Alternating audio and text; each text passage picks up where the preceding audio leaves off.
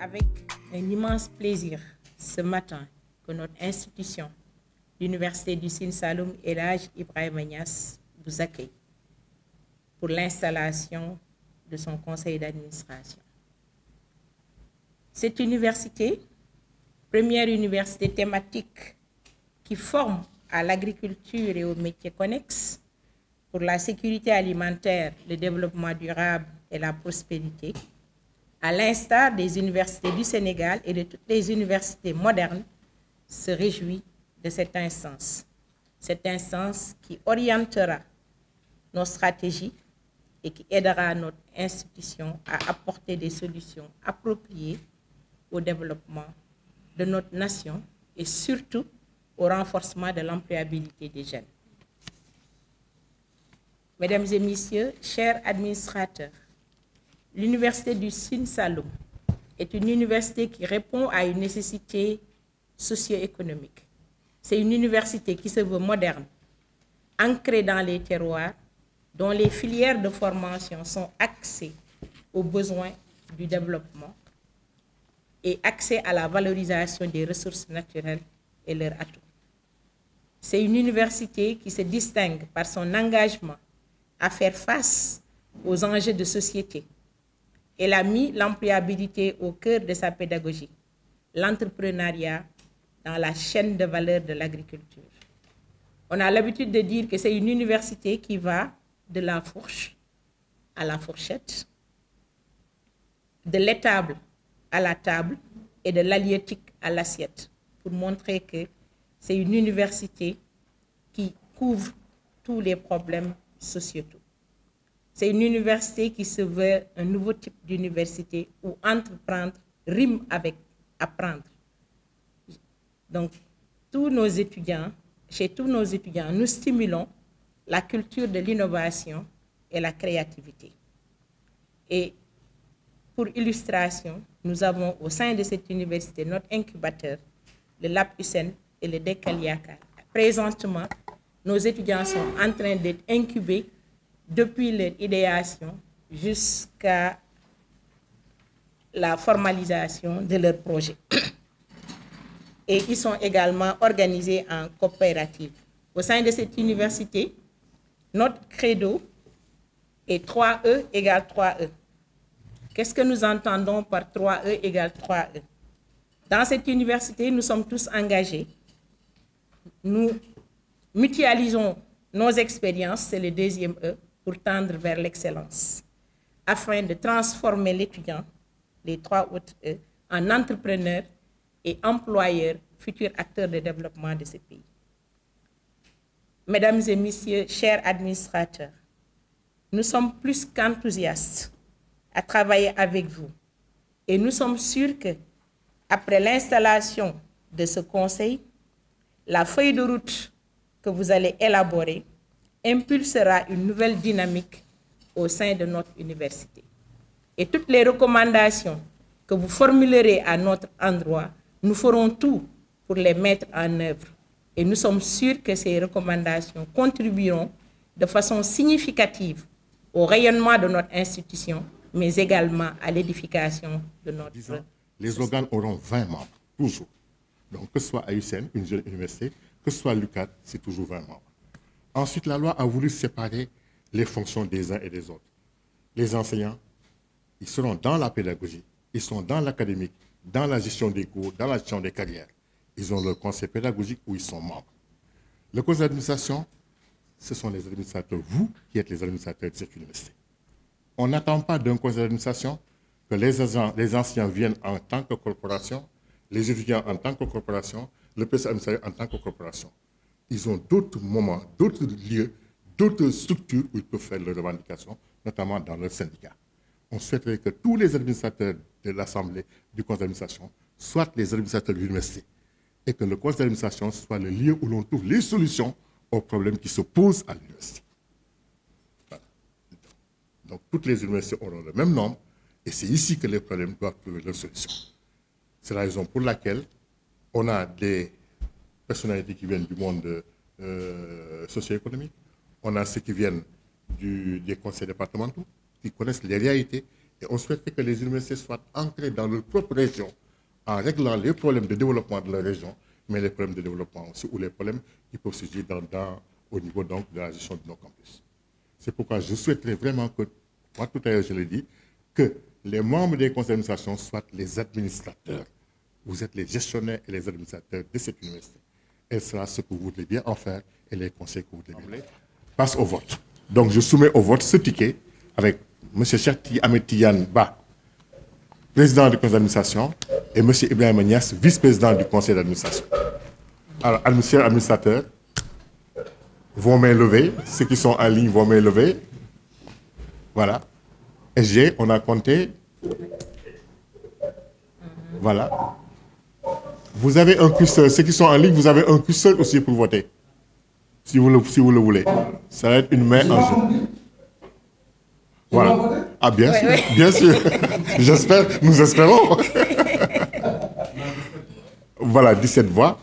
Donc voilà. Donc, merci beaucoup pour votre confiance. 18, Ibrahima Niass qui a voté. Quelques années, voilà. Les partenaires techniques et financiers, les bailleurs de fonds n'accordaient pas autant d'importance à l'enseignement supérieur, ni à la recherche, ou encore moins à la formation professionnelle.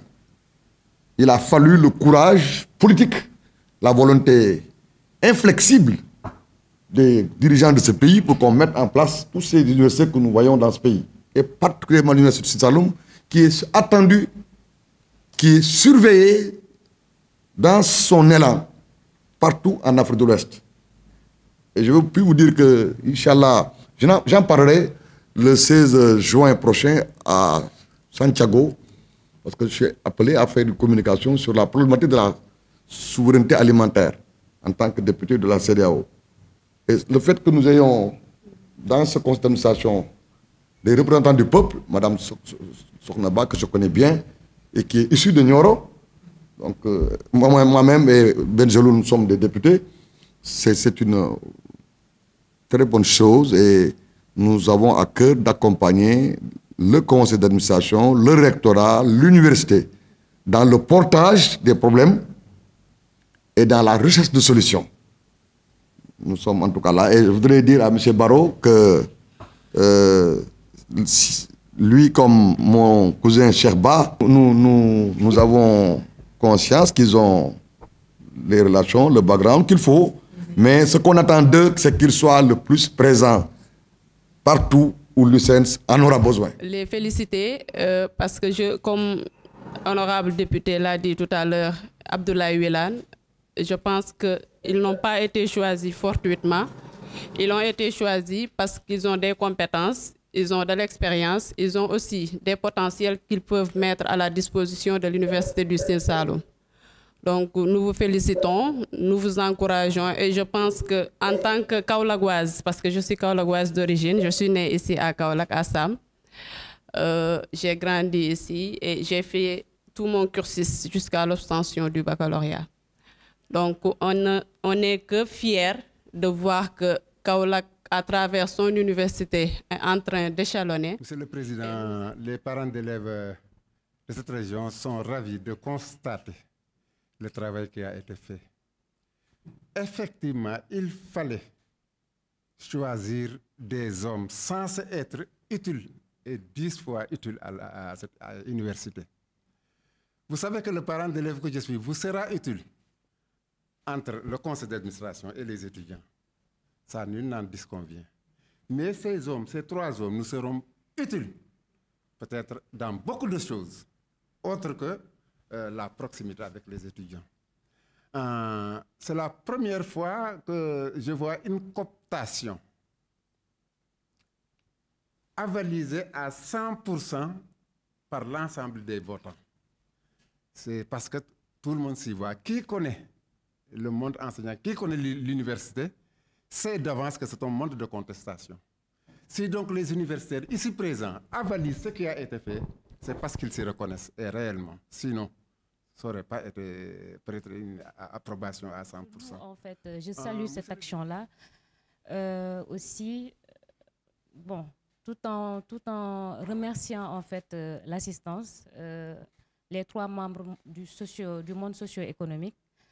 Et aussi, je prie pour que pratiquement toutes les raisons qui vont nous permettre de nous regrouper ici, que nous puissions discuter en paix, qu'on puisse avoir aussi gain de cause sans pour autant qu'il y ait quelques tiraillements comme on a l'habitude de le voir ailleurs en fait. Donc USSEN est une famille, comme Madame le recteur a l'habitude de le dire. Donc nous jouons dans cette optique-là et faisons en sorte de matérialiser ça au niveau du conseil d'administration. Nous donnons le meilleur de nous et j'espère aussi à travers ce conseil des décisions sages et concrètes seront prises ici pour l'amélioration des conditions de vie et d'études des étudiants ainsi que la satisfaction des étudiants, car s'il y a lieu que ce conseil ait lieu aujourd'hui, c'est d'abord l'intérêt des étudiants parce que s'il n'y avait pas des étudiants, il n'y aurait pas d'université ni non plus de conseil. Donc voilà, c'est ce que j'avais à dire et merci à toutes et à tous. Je pense que c'est la dernière instance qui nous restait à installer. Et dites-vous qu'avant, nous avions un petit groupe. Hein. Quand je dis petit groupe, parce que les enseignants n'étaient pas nombreux, qui faisait fonction de conseil académique, de conseil d'administration, de conseil restreint. Et tous les jours, nous étions en réunion. Et donc là, je pense que nous allons nous soulager un peu. Ça va nous soulager un peu. J'espère que notre statut de provisoire, parce que nous sommes la seule université qui est encore 100% dans les locaux provisoires. Je pense que le premier défi pour nous sera donc de rejoindre nos nouveaux locaux et de démarrer donc comme toutes les autres universités. En tout cas, notre engagement enseignant comme étudiant sera sans faille, comme nous l'avons toujours fait. Et donc, je pense qu'avec les énergies de tous, la croissance, le développement de notre université sera constaté tous les jours. Je me réjouis donc particulièrement de la cooptation de la LBA à travers ma personne comme administrateur de ce temple du savoir qu'est l'université du Sine Saloum El Hadji Abdoulaye Niass. Cette cooptation nous honore à plus d'un titre et permet de magnifier le travail remarquable effectué par nos équipes depuis 1986. Et je l'ai dit tantôt, cette reconnaissance nous va droit au cœur. Elle sera à poursuivre une source de motivation pour relever les défis du financement du développement agricole dans la zone. Merci. Je voudrais aussi saisir l'occasion pour affirmer que la Banque agricole, nantie d'une riche expérience dans le financement du développement agricole, est prête plus que jamais à mettre à contribution son expertise pour des programmes d'enseignement de qualité capables de répondre aux défis en la matière. Donc je vous dis merci et comme l'honorable député l'a dit, ce qui nous est demandé par le BAICIS, ce qui nous est demandé, c'est vraiment d'être sur le terrain, d'être aux côtés de l'université, des enseignants, des élèves, pour relever les défis qui ne manqueront pas devant nous. Mais connaissant Baro, connaissant surtout mon frère BAICIS, qui porte Kaolack dans son cœur, je suis sûr qu'il mettra tout ce qui est humainement possible pour que nous réussissions nos paris. En tout cas, je dis merci à tout le monde, au nom de la LBA et à mon nom propre, et je vous dis à très bientôt, puisque je suis sûr que incessamment nous allons organiser peut-être une autre session où tout le monde sera présent et physiquement on va échanger, mutualiser et mettre des stratégies aptes à nous permettre de réussir ce que nous voulons faire.